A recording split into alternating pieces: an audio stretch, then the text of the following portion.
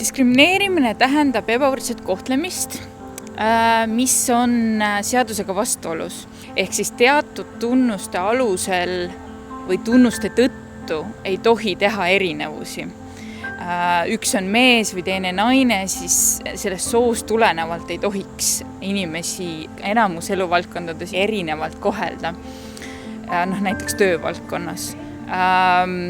Rass, nahavärv, seksuaalne sättumus, vanus, usuline veendumus, puued, need on need kaitstud tunnused, millele on seadusega eriline kaitse antud. Ja nende tõttu ei tohi kedagi ebavõrdselt kohelda. Ja mis on diskrimineerimise mõiste juures oluline, on ka see, et ebavõrdne kohtlemine on ebaseaduslik ainult siis, kui sellel ebavõrdsel kohtlemisel ei ole objektiivselt ja mõistlikku põhjendust.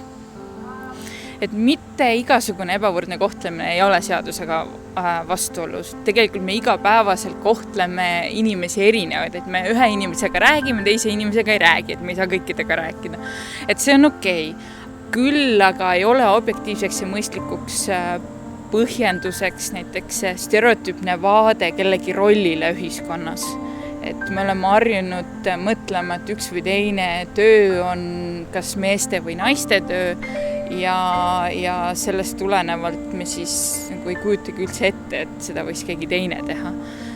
Kvantitatiivne küsitlus tavaliselt annab selle tulemuse, et Eestis diskrimineeritakse inimesi kõige rohkem rahvuse tõttu, kuna meil on see Eesti ja Vene erinevad kogukonnad. Samas, kui näiteks vaadata soolise võrdõiguslikkuse ja võrdse kohtlemise voliniku praktikat, siis temal on enamik kaasusi soo tõttu. See, et naised on tulnud lapsevanema puhkuselt tagasi ja nad ei ole saanud oma vana tööd tagasi, milleks neil tegelikult on õigus. Kui me räägime soost, siis iga 4 aasta järel tehtav soolise võrdõiguslikkuse monitooring näiteks ütleb, et me ei ole üldsegi väga palju arenenud edasi, et meil on ikkagi väga traditsioonilised vaated soorollidele. Kui me räägime, mis meil nüüd on rass ja usuline veendumus, mis on väga päevakorral Eestis seoses just varjupaiga taotlejate küsimusega, et siis vaatad seda üldist meediapilti ja tundub, et me oleme mitte ainult sammukese tagasi astunud, vaid väga jooksnud lausa tagasi.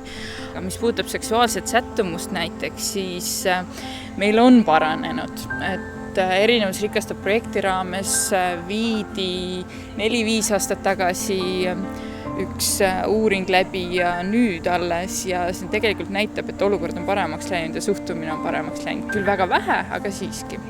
Puuetega inimestel on hoopis teine probleem, et nende puhul on probleemiks see, et neid pigem haletsetakse ja neisse suhtutakse väga hästi, aga kuidagi ohvritesse ja mitte kui sellistesse iseseisvatesse ja tugevatesse inimestesse. Ma võin öelda, et tõenäoliselt täna on kõige raskem nendel, kes on kuidagi kas teisest rahvusest teise nahavärviga. Et isegi inimeste keskusesse ja ka meediasse jõuavad juba päris palju näiteid, kus anonüümsed kommentaarid on muutunud reaalseks ohuks inimesele, kus neile tullaksegi tänaval ütlema, et mine koju. Et praegusel ajahetkel täna on just teisest rahvusest ja teise nahavärviga ja teise kultuuritaustaga inimesed ohustatumad. Ma ei tea, kas see on siis see põlvkond või on see vanem põlvkond kuidagi edasi kandnud noortele seda, et kuna Nõukogude Liidus oli see võrdsuse teema selline äraspidine, et tihtipeale, kuidas inimesed seda nägid, olidki see, et taheti kõiki ühesugusteks muuta. Ja see oligi just kui see võrdsus või see ideaal, kuhu taheti jõuda. Aga kui me räägime tänapäevast ja kui me räägime sellest võrdsusest ja võrdsest kohtlemisest, siis see ei tähenda seda. See tähendab vastupidi just seda, et kõiki erinevusi arvesse võttes me kohtleme kõiki võrdselt, et võrdsus ei tähenda samasugust ühtemoodi käitumist, ühtemoodi olemist. Et vastupidi, see annab kõikidele võimaluse olla, kes nad on ja sellest hoolimata koheldakse neid võrdselt ja antakse neile võrdsed võimalused. suured lootused on järgmisele põlvkonnale. Ei noh, selles suhtes, et praegu üleskasvaval põlvkonnal on palju avatum meel kahtlemata, sest neil on palju suuremad võimalused, palju ka laiem silmavaade. Et vaatamata, hoolimata erinevustele peaks meil kõikidel olema võrdsed võimalused. Kas me kasutame neid või mitte, see on juba siis igaühe enda otsustada.